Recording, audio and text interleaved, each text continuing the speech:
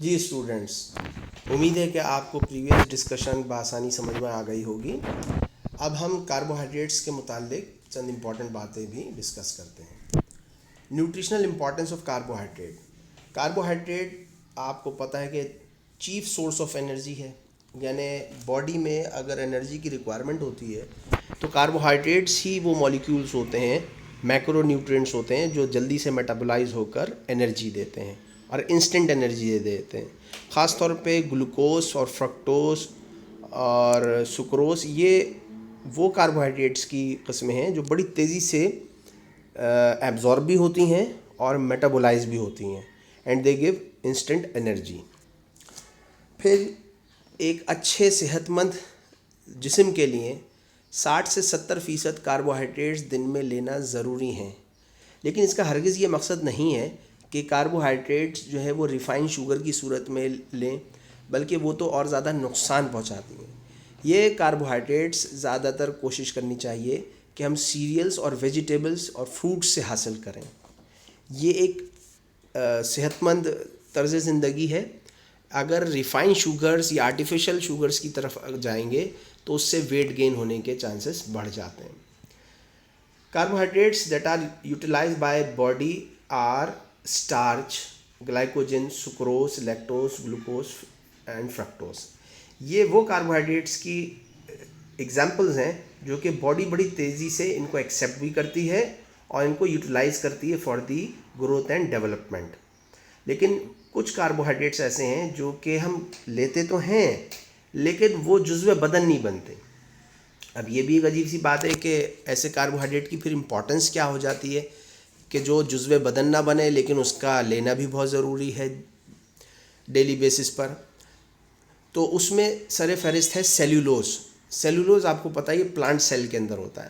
Cellulose کی ایک property ہوتی ہے کہ سیلولوز اور ہیمی سیلولوز یہ ایزیلی ڈائجسٹ نہیں ہو پاتے انسانی معدے اور آنتوں میں، انزائمز ہی نہیں ہوتے انسان کے پاس سیلولوز کو ڈائجسٹ کرنے کے لیے، لہٰذا یہ سیلولوز انٹسٹائنس میں پڑا رہتا ہے اور یہ آسموٹک پریشر کریٹ کرتا ہے بیسیکلی، چونکہ یہ کولوئیڈل ان نیچر ہے اور کولوئیڈل سالوٹس کولوئیڈل سبسٹینسز وہ ہوتے ہیں جو پانی کو اپنے ارد گھیرے رکھتے ہیں، لہٰذا یہ پانی کو اپنے گرد گھیرے رکھتا ہے اور سلو جو ہے وہ آنتوں میں سلپ ڈاؤن ہو کر ڈیفیکیشن کے ذریعے باہر نکل جاتا ہے۔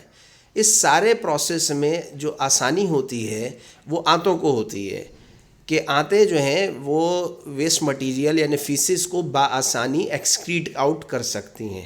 تو اس کا مطلب یہ ہے کہ سیلولوز جو ہے وہ ڈیفیکیشن میں ہیلپ کر رہا ہوتا ہے، and that's the importance of cellulose یا ہیمی سیلولوز، کہ اس کے کھانے سے اور ڈیلی بیسس کے کھانے سے قبض کی شکایت نہیں ہوتی، کانسٹیپیشن نہیں ہوتی۔ اسی طریقے سے پیکٹن ہے، یہ بھی جو ہے وہ کولائڈل سولوشن ہے اور یہ بھی جو ہے پانی کو گھیر کے رکھتا ہے اور یہ بھی جو ہے وہ کانسٹیپیشن ریلیز کرتا ہے۔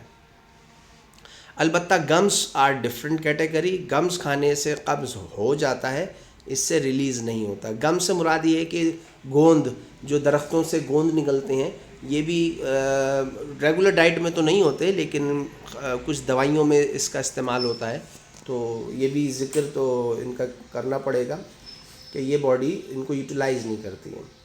اچھا، پھر ایک بات یاد رکھیے کہ اگر کاربوہائیڈریٹس کی زیادتی ہوگی تو یہ پروٹین اور فیٹ میں کنورٹ ہوتے چلے جائیں گے۔ ایک طریقے سے یہ اچھی بات بھی ہے، لیکن اگر زیادہ فیٹ اور پروٹینز جمع ہونا شروع ہو جائیں تو باڈی ویٹ گین کرنا شروع کر دیتی ہے۔ پھر required for the oxidation of fats. Oxidation of fat میں بھی انٹرمیڈیٹ کمپاؤنڈس کے طور پر خاص طور پہ تھرو ایسیٹائل کو یہ اپنا کردار ادا کرتے ہیں۔ برین کی ایکٹیویٹی کے لیے کاربوہائیڈریٹس کی بہت زیادہ امپورٹنس ہے اور brain is highly dependent upon glucose. اسی طریقے سے جو مسکولر ورک ہے اس میں بھی سکروز اور گلوکوز یہ سب کام آتے ہیں۔ مسل گلائکوجن گیوز انرجی۔ مسل گلائکوجن آپ کو پتہ ہے کہ پالیمر ہے اور یہ کاربوہائیڈریٹ کی وہ شکل ہے جو کہ سٹور ہو جاتی ہے انسانی جسم میں، اور مسل گلائکوجن بھی ہوتا ہے اور لیور گلائکوجن بھی ہوتا ہے۔ تو مسل گلائکوجن جو ہے وہ مسکولر کنٹریکشن میں سپورٹ کرتا ہے۔ اسی طریقے سے پینٹوز شوگرز ہیں یعنی رائبوز جیسے مثال ہے، یہ ڈی این اے اور آر این اے کا اسٹرکچر بنانے میں کام آتی ہیں. ڈائٹری فائبرز ابھی میں نے آپ سے ذکر بھی، اچھا ڈائٹری فائبرز کیا ہیں؟ فائبرز بھی جو ہیں وہ ڈائجسٹ نہیں ہو پاتے، تو یہ بھی جسٹ لائک جیسے سیلولوز ہے، یہ اسی طریقے سے ڈائٹری فائبرز ہیں. بیسیکلی اگر میں یہ کہوں کہ فائبرز کیا ہیں تو وہ سیلولوز ہی ہے. تو یہ باؤل فنکشننگ یعنی آنتوں کے فنکشن میں سپورٹ کرتا ہے. اسی طریقے سے فائبر جو ہے کولیسٹرول کو اور بلڈ پریشر کو ریگولیٹ رکھتا ہے. ظاہر سی بات ہے جب پیٹ میں زیادہ چیز رکے گی نہیں تو وہ جلدی سے پرج آؤٹ ہو جائے گی.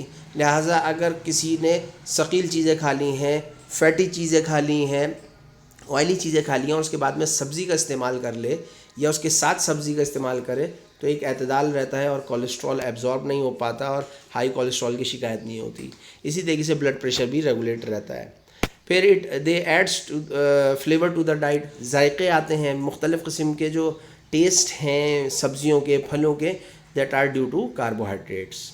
اسی طریقے سے گلائکوپروٹین اینڈ لائپوپروٹینس، خاص طور پہ جو گلائکوپروٹینز ہیں یا آپ نے پڑھا ہوگا سیل کے اسٹرکچر میں کہ گلائکوپروٹینز جو ہیں وہ سیل کے اسٹرکچر کو سپورٹ کرتے ہیں، اور گلائکوکیلکس بھی ایک ہوتا ہے جو سیل میمبرین کے اوپر ایک مولیکیول اٹیچ ہوتا ہے جس سے نیگیٹو چارج کریٹ ہوتا ہے اور سیل ٹو سیل ایڈیژن نہیں ہوتا.